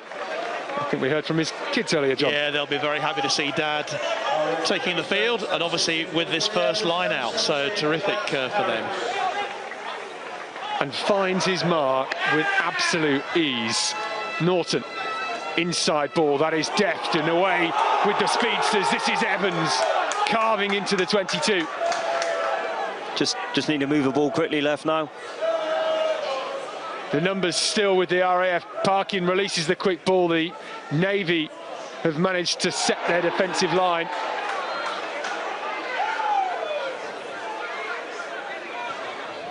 And we go back to the message from earlier. It's just that control and patience now, and don't try to be too expansive, and just retain ball and frustrate. And you know, you come away with another score, it's a whole different ball game. The RAF just shunted backwards a few metres. Good defence here from the Royal Navy. Certainly well drilled. They were the same in the women's game earlier on. Difficult to break down.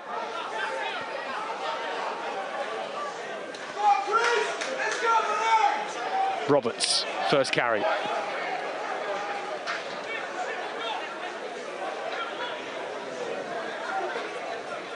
few hugs on the deck from both teams. The forward power once more, this time Harris.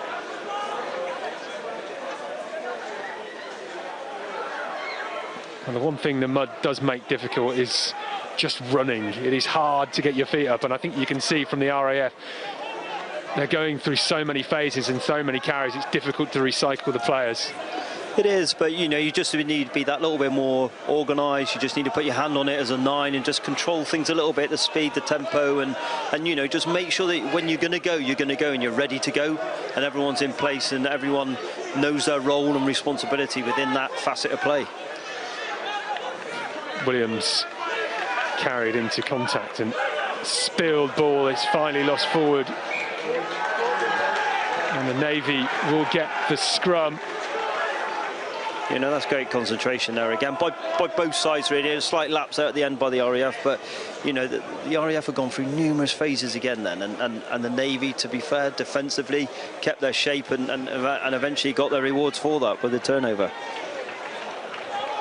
So the changes being rung here. Why we have that? Jamie Doig's made a very interesting point. It was something we were talking off camera a bit earlier on. Interested in thoughts maybe from you guys on the club versus service. Obviously, Sam Matavesi is making a massive contribution to the Navy this afternoon. Wouldn't Josh McNally have made a massive contribution to the RAF today? He was obviously playing for Bath in their game against Exeter Chiefs today, so not released to play. I mean, it's club versus country in a way, isn't it? So what are your thoughts on that? Go on. I thought it might come to me first. You know, I've got quite strong views and opinions on that. It's like when you look at the Army with Rocket Daguni, Seaver, Lewis Bean and people like that, you know, it was written into their contracts that they're servicemen first, so they would represent their individual service into services. It's 2 games a season, and in the big scheme of things, isn't a big thing for a civilian club, but it is for the service. And I know Josh loves playing for the RAF, doesn't he? Yeah, and it'd be unfair to comment on individual cases like that, and I think you just need to do a generic, you know, is it right, is it wrong? And personally, I think it's wrong, and they're service personnel, they should be playing in inter-services. But like I said, individual cases like Josh is a top man and loves playing for the RAF, and I'd be surprised if it was him that said he didn't want to play. I think it's probably a contractual issue, and it's something that we probably won't get to the bottom of on air. Well, maybe we'll see him playing for the Air Force against the Army in a couple of weeks' time. You never know. Anyway, thanks for that, for your comment. Proud sister-in-law, Beth and Jane, watching Christian Williams today. He's got a real fan club, hasn't he? I think the whole family are watching today. Ivor John, Mark John, watching from South Wales. Come on, the RAF. 26 years from my first cap. Last RAF game played at Twickenham, I believe. Yes, the RAF used to play their inter-services matches at Twickenham back in the day. So I'm sure I remember you from that, Mark, because I'm old enough to remember those games as well. Well, I think the last time the RAF and Navy played at Twickenham was in 1997. So there's a good stat for you, John. Absolutely. First time it's ever been played in Plymouth, though, and we are very grateful to Brickfields to be our hosts this weekend for this exciting double header. And here goes Hayler, the captain. Kicked away by Rutter into space, and that's great vision. But we're going to come back for the penalty. Yeah, I think there was a seatbelt then when Jared eluded the first defender, and I think the second one from behind just slipped over the shoulder. I must make a mention for Gaz Evans, of course, who's on now for the Royal Navy. He's just won his 32nd cap, presented to him by Bob Armstrong last week as well for the French Navy game. What a magnificent servant he is for Royal Navy Rugby Union. Gaz Evans on the field wearing number 19, and you know, he's going to make a massive contribution to them.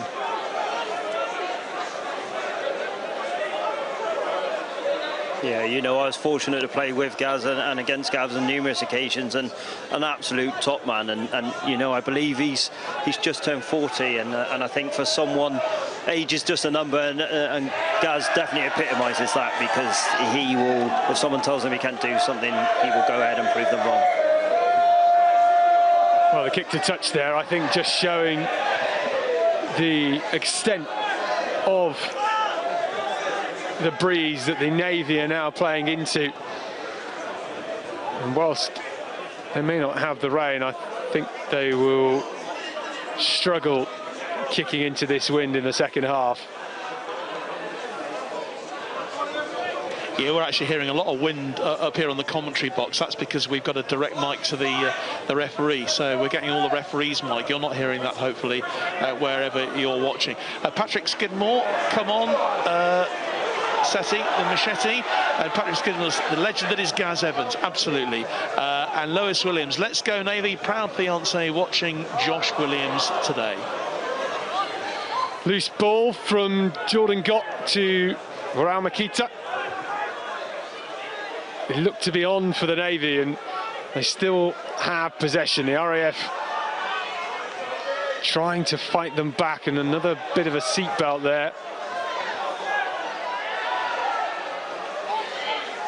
Well, hacked on and plucked out of the breakdown by the RAF.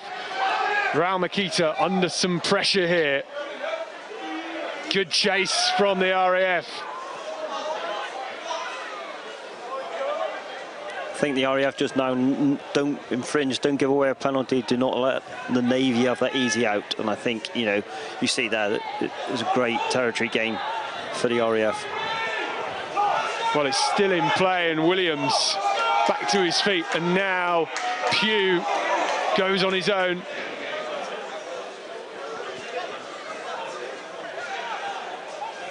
Crunching, I think the word to describe.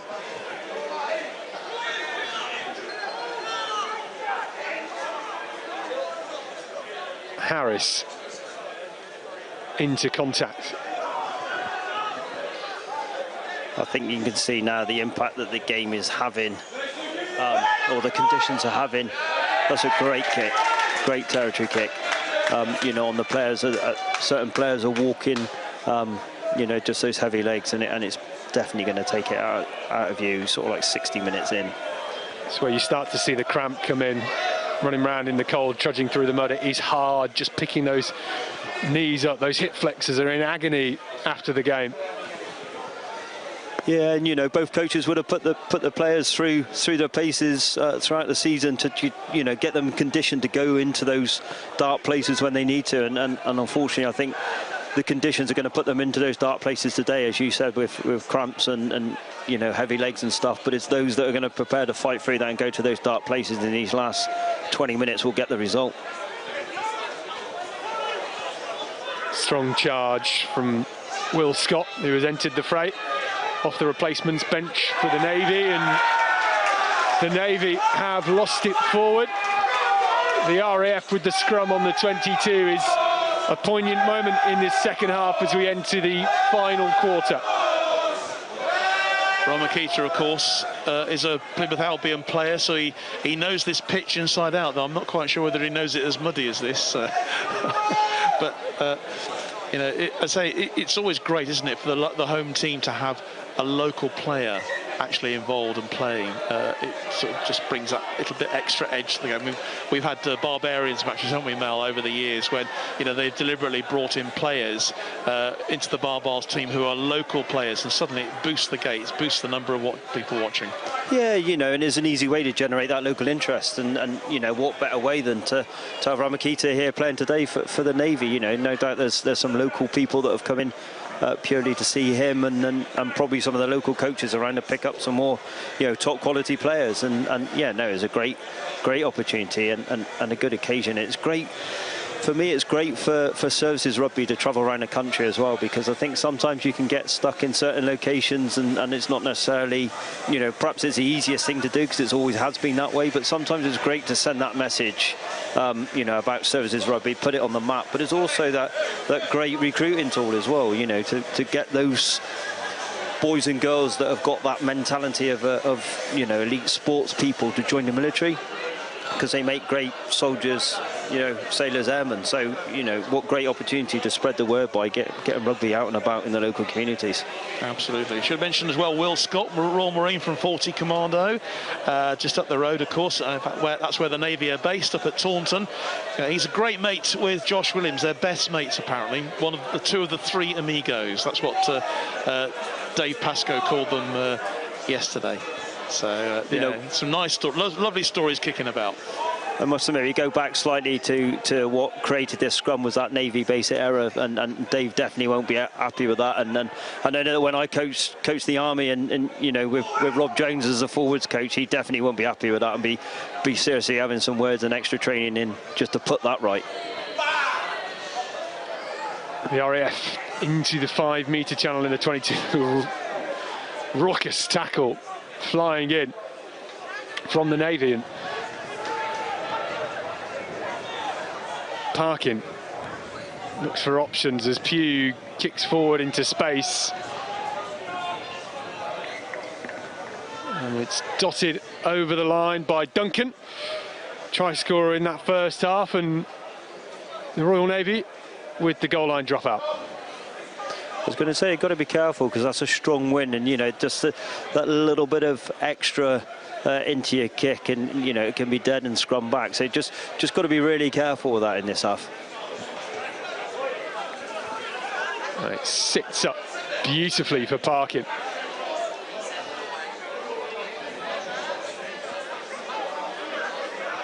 Now the RAF towards that far touchline.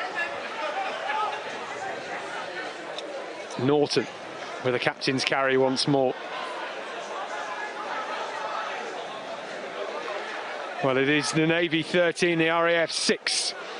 So you approach the final 15 minutes of this game, and what a contest it has been, as Mark Williams looks to break on the outside with the fend and gets the offload away to Evans, and Evans striding deep into the 22 now with the support from Norton. The RAF with the momentum. Pugh out the back door to Lamont, out wide as it bobbles and sits up for Randall. Yeah, that was a great break on the outside by Toby, just showing his pace and strength, and you know, I think there was a similar situation earlier where that pass wasn't given to Toby, and Toby on this occasion got the pass and made sort of like a 15-20 metre gain, and I think you're now seeing that both defences are becoming fatigued, so they're getting slightly narrower, so those opportunities for those backfield players to make those inroads in the outside channel in these later stages of the game are going to be crucial. Well, this second half has been all about the RAF in and around the Navy's 22. Williams with the dart once more, finally gets the support. As Ramakita tries and challenges at the breakdown. Offside advantage coming for the RAF, and Lamont trucks it up the middle, looking for some space. Some deft hands out wide from Norton.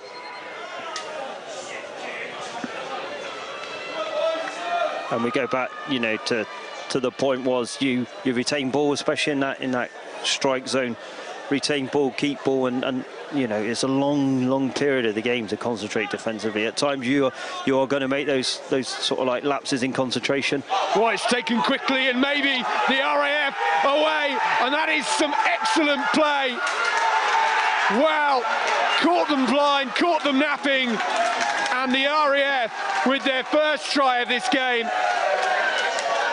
Well, was that Chris Williams? It may well have been Chris Williams. It was certainly one of the front row replacements. And it was a superb piece of ingenuity. Outstanding from the RAF. It was Chris Williams. And Chris Williams, his wife and kids back at home who tuned in earlier on via Facebook. I hope you're watching that. I hope you've clipped it up, because what a way to mark your debut. Yeah, for me, that yeah, brilliant speed of thought then. For you know, we go into kind of positional plays and stuff. Irrespective of what number you got on your back, that is just a great thought process, speed of thought, and identified the opportunity, but more importantly, had the confidence to do it and backed himself. The conversion is good, and that has levelled the score. It's the Navy 13, the RAF 13. Here in Plymouth. Well, you have to say the RAF absolutely deserved this. They've dominated this second half. I can't remember the Navy actually being anywhere near the the RAF line in this second half. Absolutely dominated, absolutely deserving to be level. And, well, what a great bit of speculative work there from Chris Williams. So all credit to them. It's absolutely neck and neck, dead level, and we are 10 minutes away from the final whistle here. It's anybody's game. And a couple of mentions. Come on, the RAF, says Smith-Jones. Yeah, he's going in. Get in there, says George Dawes. And also Vic Wardinine says, come on the RAF. Andrew Sharp says, come on the Navy. So much support from both of these teams. Well, the Navy's defence has been so strong that it was always going to take something special to try and break them down, and in the end it was just Chris Williams' magic. Yeah, no, definitely, you know, and some people, and Chris will probably have to a few drinks in the bar afterwards, but you know, because probably he would have been the most unlikely to make that spark, but it's just his quick thinking and, like you said, ingenuity, just took the opportunity, and more importantly had the confidence to take, as I said before. It's a great opportunistic try, and just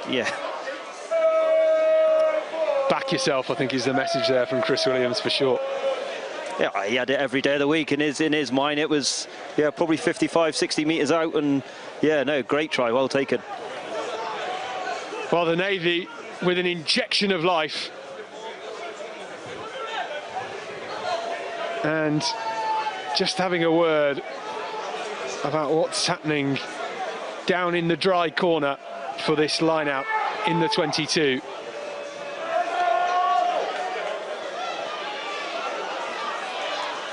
Mike Rush says, I taught Christian Williams everything he knows. Well done, Chris.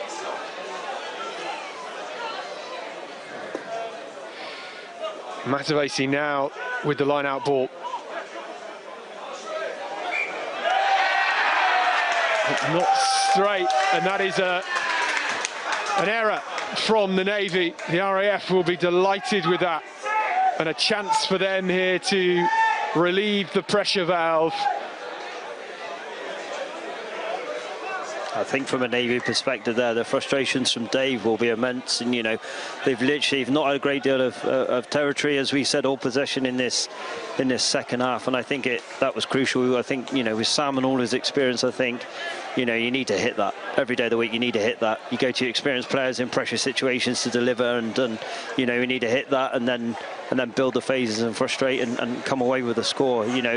If the RAF now can kind of consolidate that score that they've just had by Chris Williams and put this in the Navy half, and then kind of build something from there, we're in for a really entertaining sort of like the last 8-9 minutes of this game. Daniel Cooper says, come on the RAF, watching from Portugal. So we're ticking our countries off, aren't we, all around the world, watching this game. And well, which way is it going to go? We've got to about 7 or 8 minutes to go, plus obviously the extra time that is added on by the timekeepers, and very shortly Mel will be asking you to name your player of the match. It's going to be a difficult decision. Well, in the previous 95 occasions this match has been played as part of the Inter-Services Championships, there has only been 6 draws, and we may be on course for a very rare 7th. Important clearance for the RAF, but Matavesi will have another shot.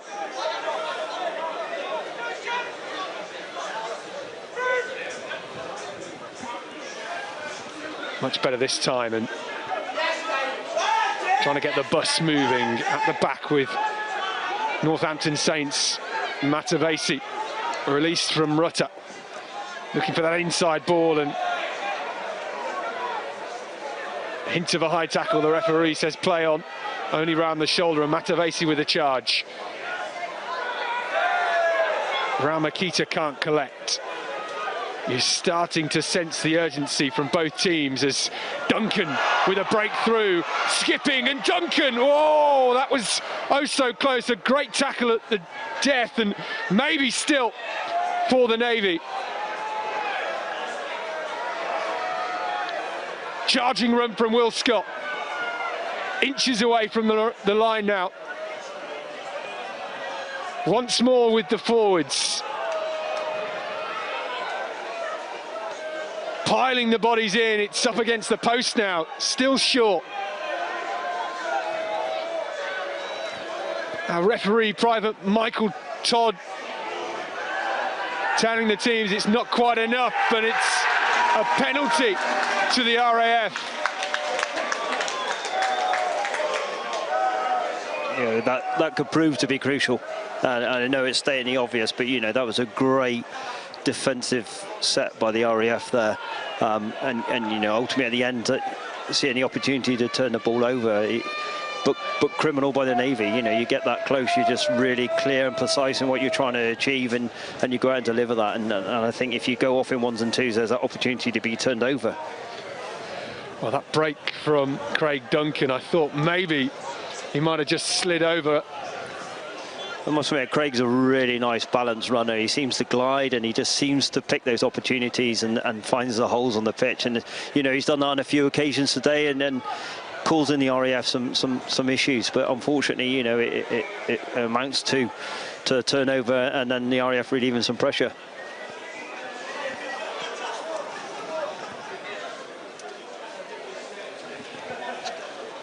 Well, Mal, very shortly the time has come for you to select your player of the match here. As we said, not an easy decision for you to make today, and there have been so many brilliant performances out on the pitch today from players from both sides.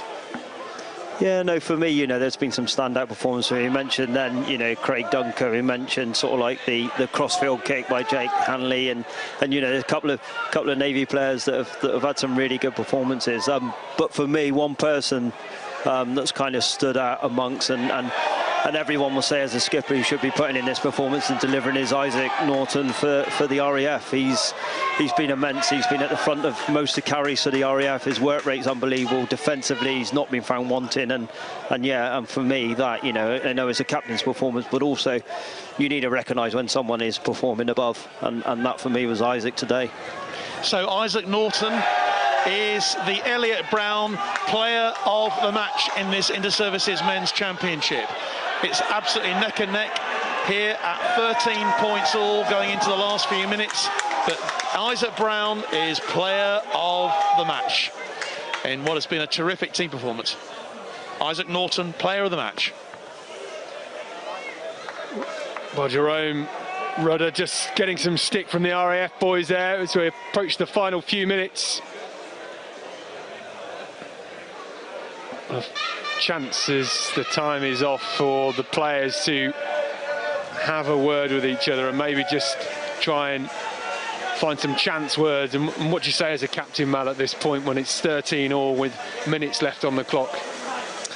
Yeah, from my perspective, as on the pitch now and skipper, it'd be, boys, just retain ball. Let's just get the territory. Just put it, you know, from an RAF's perspective, they got the wind at the backside. Look to play in that bottom right-hand corner, and just say to the Navy, you know, if you think you're good enough, get out of there, and we create that territory and sort of like possession pressure, and hopefully get that penalty to then have a final shot. From a Navy perspective, I just want to get the ball carriers back into the game. They don't seem to have carried as they did in the first half, and I'd like them just to get some ball in the hands, make inroads, test the RAF defence. You know, we said about earlier, and Duncan making those mazy runs and try to find those opportunities. And I think opportunities like that in that wide attacking channel has been few and far between in the second half for the Navy. So I think there'll be frustrations there. So definitely get the ball, keep the ball, build the phases, and frustrate the RAF from a Navy perspective.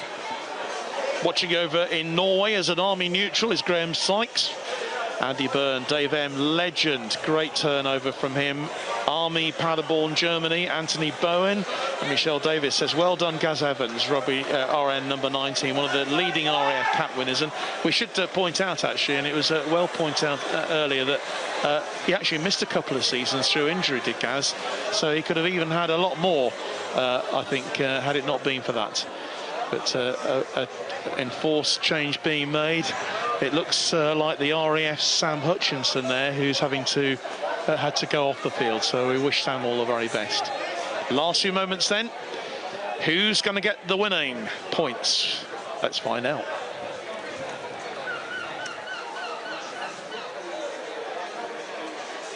Well, big scrum. We've had a few in this game.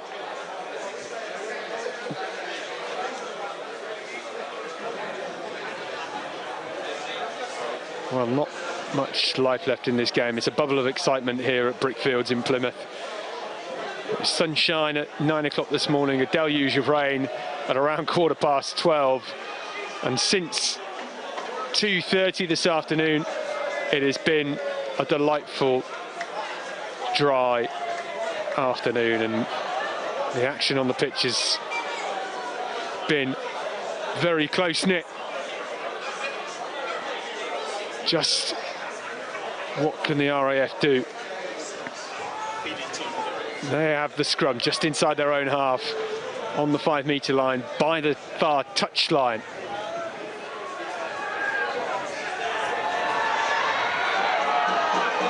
Away it comes, Pugh. Plenty of space, and they kick back in to the corner. The Seagulls dance away, and under a lot of pressure Duncan was there, as it's back to Pugh, and sees the space in the backfield, and Pugh is tearing after this. Maybe this is the chance. Glidden gets there first, and they will have the goal line drop out, but great awareness from the RAF fly half.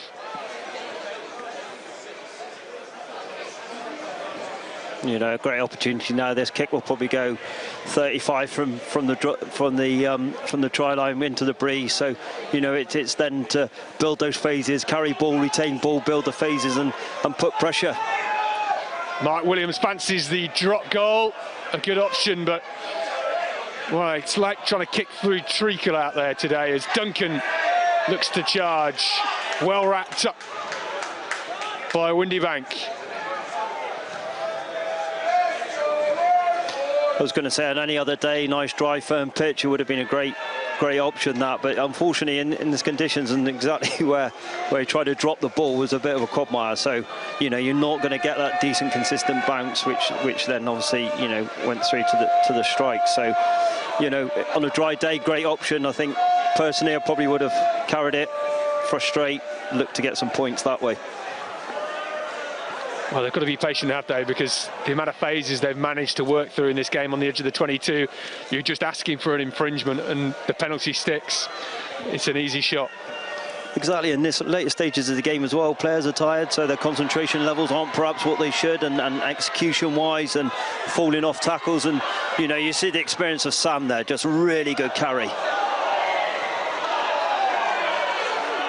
Well, the pass from the Navy came off an RAF head, and a penalty has been awarded.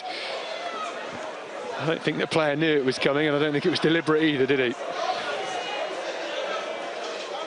No, after making a tackle and getting up and trying to get back onside, it's probably the last thing you're expecting.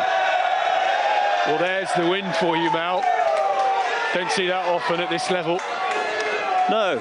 Interesting. You know, I think it's a real difficult kick. Those right in the centre of the park. It's always going to be a difficult kick. So, yeah, at least it made touch. Well, Matavesi with the line-out ball, he's been a box of tricks all game. Does well to pick out Pat, who's now onto the field. Raul Makita out the back. Out wide with Duncan, who puts boot to ball. That'll fall to Pugh, who sensibly sends that into touch. I was going to say, this is an absolute arm wrestle, and you know, I think if people looking at the score at 13 all will probably say, well, you know, probably not the most exciting of games, but it's been far from it. You know, they've pushed each other to the limits, and it's been a really good entertaining game. Oh, it's been sensational stuff, hasn't it? The entertainment has been terrific when you consider this is a glue pot of a pitch now, and we saw the Seagulls actually feeding. I think they've been benefiting, but the Navy still coming forward, looking to see whether they can pull something out of the hat. As keep those messages coming through. I think there's going to be maybe some triumphancy on one side or another, or maybe it's going to be honours even. The next few minutes will tell us what we need to know. Penalty. And immediately everybody points towards the post, but this is a challenging kick into the wind. Yeah, and you know, having the same with Jake Hanley having coached Jordan. You know, I think Jordan's got this well within him. It's just, yeah, the conditions into the wind. It's a really difficult kick, especially with standing foot and bits and pieces. But it's always going to take in the latter stages of a game like this. It's been so competitive. Just an individual error, a lack of concentration, thinking that you've got the right to go to the ball, go for a ball when you haven't. I think, you know, it's going to be one of those decisions that perhaps someone will regret. Well, the Royal Navy need to be sensible with their kick chase here, because if it gets hung up in the wind and you're slightly isolated, it may prove costly. And Jordan Gott, with 12 on his back, has 2.5 minutes left to play in this game.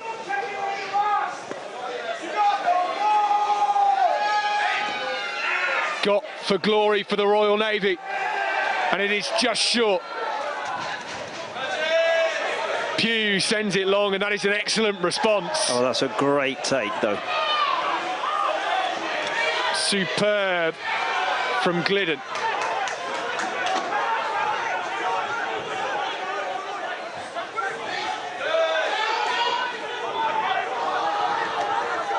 The Navy still powering forward, this time with Evans.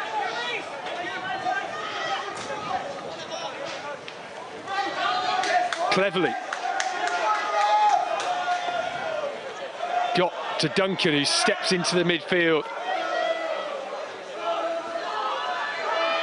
Some of the best period of play we've seen from the Navy in the second half, as they start to break down the far touchline to Rao Makita. Can he win the game for them? They have acres of space and numbers towards this near touchline. I was going to say Rao Makita would definitely be a popular scorer, try scorer if he was to cross the whitewash. The RAF back in defence. Scott sent backwards in the tackle. A dink over the top, charge down. Matavesi. Yeah, fortunately for the Navy, they have still got an advantage from an early infringement, so you know they have got a free ball and is an opportunity to perhaps go and try to win the game. Well, Windybank thought he might get away with an interception there. Private Michael Todd, our referee, just having a word with his assistants. I was going to say it's always a difficult one, you know, to go for those intercepts in the latter stages of the game. If it comes off, you know, perhaps all worthy of a try 80, 90 metres out and go for it. But unfortunately, if it doesn't, you create extra pressure for your players, as what's happened now. You know, he's going to the bin, so now they're going to defend potentially a line out with a man down. So, well, the referee just asking which infringement they want, and the Navy have smartly asked for the one in front of the posts.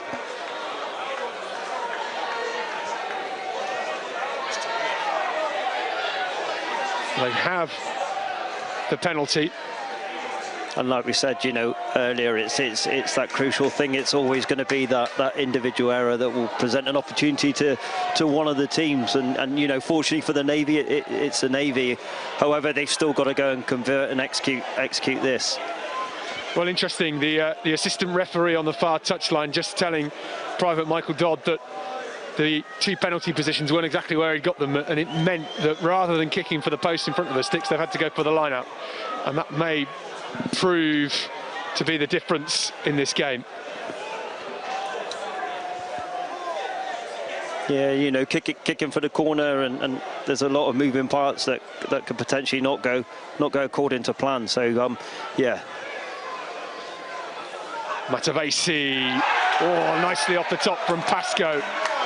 I think, and as we alluded to there, you know, I think the Navy, the RAF turned that over at the line out, and it's a draw. Well, what a way to finish. That is full time here from Brickfields in Plymouth. An end-to-end game, an absolute cracking contest to start the men's inter-services championships for 2023. It is the Royal Navy 13, the RAF 13 at full time. Well, that is quite a remarkable end to a superb game of rugby union here. The fans here at Brickfields have been treated to a terrific performance from both of these teams in incredibly difficult conditions this afternoon, with the biting wind, the chill wind blowing from one end to the other. And of course, we've had the rain earlier on, which turned this pitch into a glue pot. But I must admit, it really couldn't have been more exciting at the end. It really could have been the Navy's win there, but the RAF absolutely deserved to get themselves back into the game, Mel, and I think a draw is a fair result. Yeah, yeah, and I do as well. You know, both sides have endeavoured to play rugby today, and some of the performances have been really, really good, and you know, it sets up inter-services for a great 2023 inter-service campaign. And yeah, in hindsight's a wonderful thing. Depending where that penalty was, and clearly Jordan wasn't content with taking a shot at goal, or you know, Jared had made the call not to go for goal, but you know, knowing that was probably the last play of the game, it's a decision that Jared's there to make as captain, and you've got to live by the sword and die by the sword. It absolutely opens the Inter-Services Championship up though, doesn't it? A draw in the first match makes it wide open for any of the three teams. Obviously, in the Army come into the action against Gloucester in a couple of weeks' time against the RAF, and the Air Force will be absolutely buoyed by this performance. Yeah, for me, you know, Justin's got to go away from this with bags and bags of confidence. And you know, if you look at over the last 5 to 6 years with the results, and Justin won't want me saying this, I don't think, and you know, and the RAF were probably not competing as they should, and you know, it's 20-30 points, and now you show that the massive strides that they made under Justin's tutelage, and you know, they've come through and they've put a performance together like this today, and a testament to him and his coaches of having that like foresight and having that determination to build that over the last 2 to 3 years, and you know, it's come to this today, and it's a great performance. The Navy, of course, you know, dominated the first half, and you know, they had a very strong lead, but for the Air Force to come back the way they did, Scott, you know, all credit to them, you know, because it's not easy. They did have the wind advantage in the second half, I suppose, and you could really see that, couldn't you? Particularly with that penalty, which actually ended up further back than when we actually took the kick. Yeah, that banana kick, you don't see it very often at this level, because you might see it at some younger age groups, but certainly not at this top level. But I think there's a few players that the RAF have got to thank, and none other than number 16, Chris Williams, with that remarkable try, because it was just genius, absolute genius. I don't know whether he's a magician in the RAF, because he pulled an absolute rabbit out of the hat, didn't he? Well, Brendan Byrne says, great game, can't wait to travel down to Kingsholm from the Isle of Man with the vets. Well done to the RAF. And should mention, by the way, that the Navy won the Battle of the Veterans last night as well by, I think, about 60 points. But I think very shortly we hope to be talking to the player of the match, Isaac Norton, the RAF captain, who wins the Elliot Brown watch as the player of the match. Very shortly, hopefully, we'll be talking to him. And I think he can now be seen. I think he's talking now to Julian Evans. Well, I'm delighted to say that I've got Isaac Norton. Congratulations, Isaac. Thank you. Huge performance by yourself today. Yes. You are the player of the match. And as a memento of an outstanding performance, got this rather robust timepiece. It's an Elliot Brown watch. And like you, it's as hard as nails. So please don't look after it. Oh, no. Cheers. Look, what a graft that was for you guys today. You really had to dig deep. Oh, yeah, absolutely. Like, that was the hardest game we've all ever played in our lives. Like, we knew we were coming into a challenge. We had to fight every minute of the game for that. Like, I'd take that as a win for us. Like, we were in the back foot all game, defended hard. We did very well, I believe. I'm so proud of my squad. So proud. I was going to say, you know, at stages through that, you were defending for your lives, literally. Yeah. Oh, the hardest fighting battle I've ever had to do. Just like, so, as I said, so proud of these boys. Like, we'll move on to the next game now, get a win with the Army, and then that's a good, very good result for us. We're proud of it. Well, look, you're bashed up blood, mud, sweat and tears. Yeah, it did. Sorry. But you caught the guys off guard there. You know, is that where it was? Is that where you managed to claw things back with that quick taken penalty? Yeah, we said from the start, never get on the back foot with these lads. Like, especially in defence and in attack, and they switched off for 1 minute, and that's how we got the try over the score. Yeah, class. Well, it's a huge moment. You're a skipper, you need to be in that huddle. So congratulations, well done. Go and enjoy. Cheers. Nice one. Thank you, Isaac. Well done. Well, Air Specialist 1 Tech, Isaac Norton, the RAF captain, is the player of the match here today. Congratulations to him, and congratulations to all the players from both the RAF and Royal Navy, men and women, who've given us a right royal bit of entertainment this afternoon here at Brickfields in this Inter-Services, the opening salvos in the Inter-Services Championship. And I'd just like to say a very big thank you to all the team who've been involved here today. Obviously to Scott, who's been our commentator today, Mel Roberts and Jade Mullin, who have been our co-commentators today, our pitchside reporter Julian Evans, who braved the rain earlier on, to our camera team Mark Hearn, Lewis Bartley and Chris Giles, Andy Vogel and Scott Richmond, who are our backup team, our technical team here on site, and also to Sarah Burles, James Smith and Christopher Angwin, our team back in our headquarters, looking after all the coverage this afternoon. So from all of us, we'll be saying very farewell in just a moment. Let's just have the presentation, shall we, just to round off a fantastic afternoon of Forces Rugby here in Plymouth. Presentation time coming up very, very soon.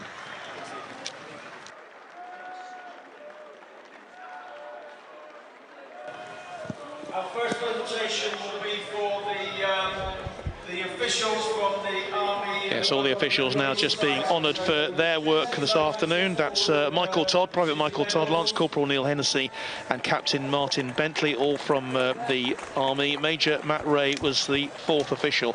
And where else in sport could you have a private soldier actually controlling fairly senior officers on a rugby field? That's pretty amazing, really. They'll all also be receiving their mementos today, which are the same as the player of the match, Elliot Brown watches. Will be coming in their direction as well for their contribution today.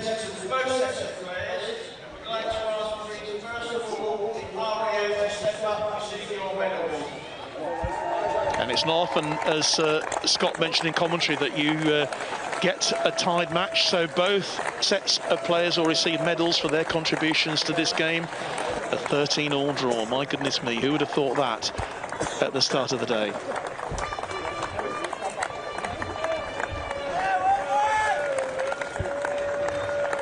All receiving their medals now. Don't envy the kit man, actually, for the job they've got to do at the end of today.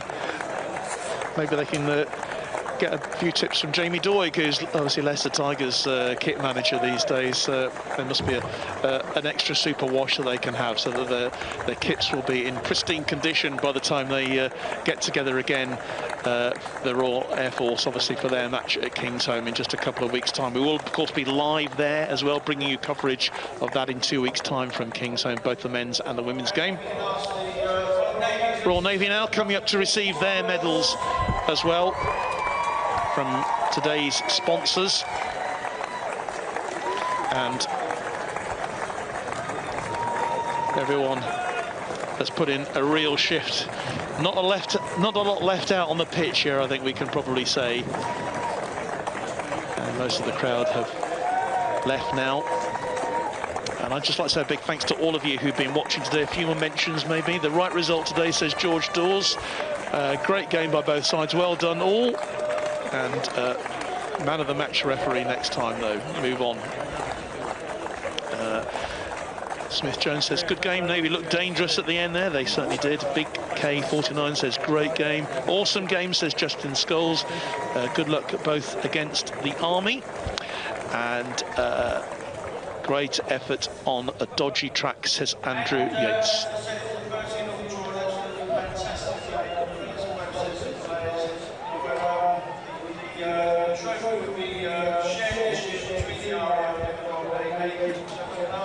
Both captains now then coming up to share the trophy. And quite right too. I'm sure they'll be sharing a jug of juice after this match as well. There we go. Thank you. Great pictures being shared. Well, with that, it's time for us to say a very good afternoon to you from Brickfields here in Plymouth. Thanks to all of you who've tuned in to watch today, and my thanks to, as I say, to all the team who've made this possible. This is John Knighton saying a very good afternoon to you from Brickfields in Plymouth.